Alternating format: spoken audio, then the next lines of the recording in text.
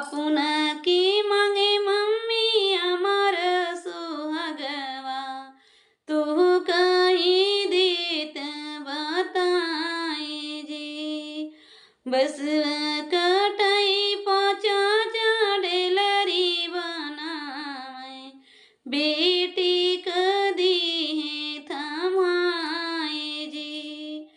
मलव गची बेटी चली मंदिरवा, शिव जी का करे पूजन जी।